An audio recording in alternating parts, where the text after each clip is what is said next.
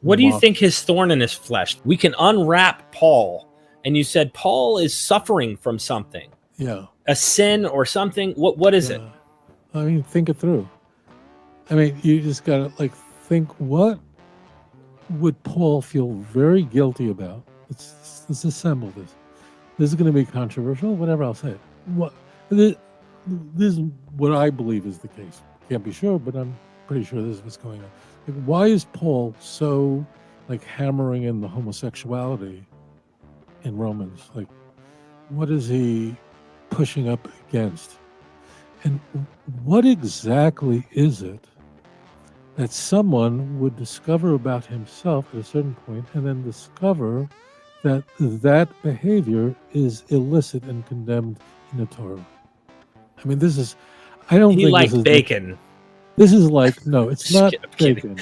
bacon. Right. It's not that. And this, I believe, is a no, and like who would remain celibate? Like, just like take that on. I Do mean, you think that he was no. in like a pedophile? No. Okay. I think what makes the most sense to me is, I mean, what you're trying to do is you have all these problems and you're trying to assemble it all and say what answer addresses everything.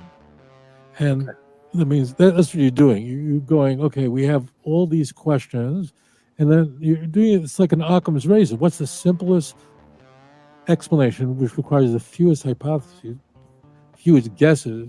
Like what fits? So, what would Paul feel sinful about? And he would discover that's illicit. One part about the Roman world, that homosexuality was, it's not that it was like protected behavior, like now, gay rights and that. It was a common engagement in the Roman world. It just was. It was all over the place. We know that. Tacitus, in his book Germania, talks about, I mean, he's just one of many, but he talks about how ubiquitous it was, homosexuality. He was the important Roman historian. And he speaks about it in a self-deprecating way, contrasting it with the Germanic tribes who ultimately would destroy Rome, who were basically heterosexuals who had wives and worked hard and didn't hang out in bathhouses naked with other men in gymnasium and all that. So you have that culture in the Greco-Roman world. I mean, many of the great thinkers in Western thought were people who were homosexuals. And in fact, church fathers talked about this, that this really bothered them, and confessed and wrote books called Confessions in which they talked about it wasn't just being with women. This was just there. And it's a different world. You have to divorce yourself from the world we're in now and creep into the Greco-Roman world to understand it. And to the extent that you're successful is the extent that you'll succeed in this. So what would be bothering Paul about himself? And he would not be in a heterosexual relationship and tell others in 1 Corinthians 7 that, if you're married, fine, be good to your husband, but if you're virgins, ideal to be like me. Paul does that. Yeah? And he says, but if you can't control your passions, it's better to be married than to burn. It says that. He says that in 1 Corinthians 7.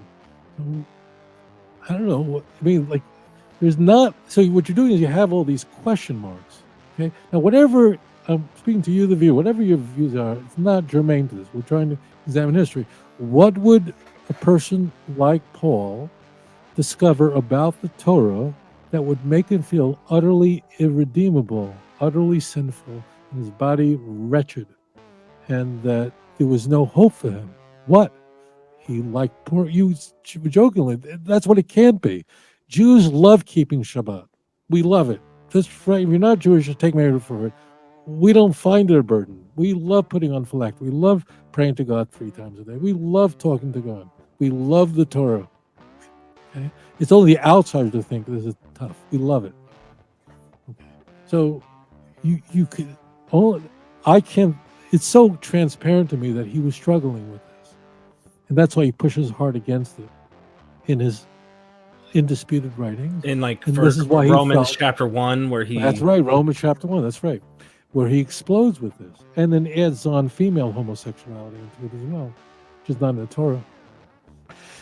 And maybe that's why he just felt very comfortable around female companions, because it's like he didn't feel the stress and tension that a person might otherwise feel under those circumstances. But I think when you look at Romans 7 and connect that with other texts, like, what is bothering this guy? So he's making up stuff. He's making up visions. All that. That's all nonsense. He's trying to show that he's like everybody else, but he's the real thing and everyone else is fake. The key is that wants to advance the idea that we're done with the law. And we're done with the law, therefore the guilt is done with and Right. set aside. But he won't confess it as other church fathers do. He won't. That is the only explanation that works consistently, that checks all the boxes. So his message really worked for the Gentile world. So was Paul batting for home team?